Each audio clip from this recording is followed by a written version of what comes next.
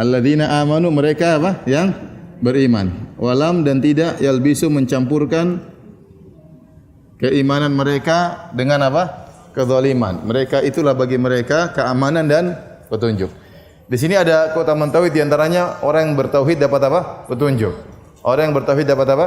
Keamanan. Syaratnya dia tidak boleh mencampurkan keimanan mereka dengan kezaliman. Nah, kezaliman secara bahasa, kezaliman ada 3 ya. Kezaliman. Ya. Yang sering kita tahu adalah menzalimi orang lain.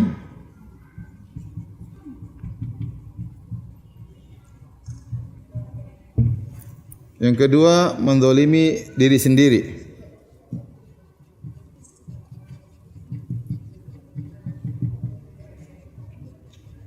Itu apa? Maksiat ya. Maksiat, minum khamar dan lain-lainnya. Zalimi orang lain tahu. Yang ketiga, kezaliman berkaitan dengan hak Allah.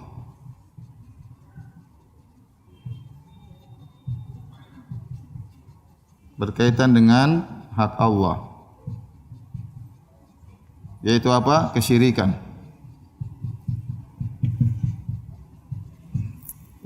Paham Ibu? Kezaliman ada 3. Nah, kezaliman tidak terlepas dari 3 kezaliman ini. Seorang mungkin menzalimi dirinya sendiri. Dia mungkin bermaksiat, mungkin melihat hal yang yang diharamkan oleh Allah Subhanahu wa taala. Mungkin dia meninggalkan salat ya. Mungkin tidak tidak berpuasa Ramadan. Itu semua menzalimi diri sendiri. Ini yang biasa orang lakukan.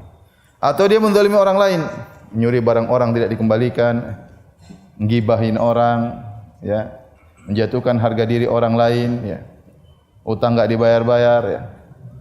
Ini semua menzalimi apa? Orang lain. Kata Nabi sallallahu alaihi wasallam, "Matalul ghani dzulmun." Orang yang kaya mampu bayar hutang, dia tunda-tunda, dia berbuat zalim. Semakin dia tunda, semakin zalim banyak dia lakukan. Makanya kalau punya hutang segera bayar, jangan tunda-tunda. Kecuali orang yang diutangi mengikhlaskan. Tapi bukan ikhlas terpaksa ya. Baik. Yang ketiga, kezaliman berkaitan hak Allah, kesyirikan.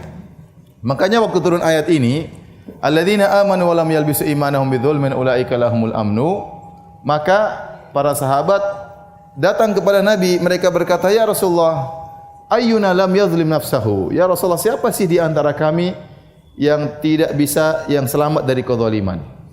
Siapa di antara kami yang tidak menzalimi dirinya sendiri?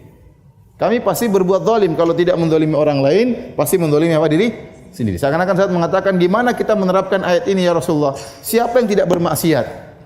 Pasti kita bermaksiat. Terus bagaimana kita menerapkan ayat ini? Kata Allah, orang-orang yang beriman yang tidak mencampurkan keimanan mereka dengan apa? Kezaliman. Ayyuna lam yadhlim nafsahu? Siapa yang tidak pernah bermaksiat ya Allah? Ya Rasulullah. Maka Rasulullah SAW menjelaskan ayat ini maksudnya bukan demikian. Kata Nabi SAW, "Laisa kama tadhhabuna ilaih." Bukan seperti yang kalian persangkakan. Alam tasma'u ila qaulil abdi salih? Tidakkah kalian mendengar tentang perkataan seorang hamba Allah yang saleh, itu Luqman? Inna syirka la dzulmun azim. Sungguhnya syirik adalah kezaliman yang besar. Jadi yang dimaksud dalam ayat ini dengan kezaliman maksudnya apa? Ini. Jadi cuma ini maksudnya. Paham Ibu-ibu?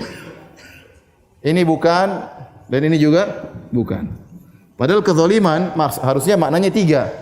Tetapi ternyata Nabi menjelaskan ayat ini khusus kezaliman yang berkaitan dengan apa? Hak Allah. Jadi kalau kita bisa artikan, wahai orang-orang yang beriman dan tidak mencampurkan keimanan mereka dengan kesyirikan. Karena kezaliman sini artinya apa? Kesyirikan. Mereka itulah orang dapat petunjuk dan mereka mendapatkan keamanan.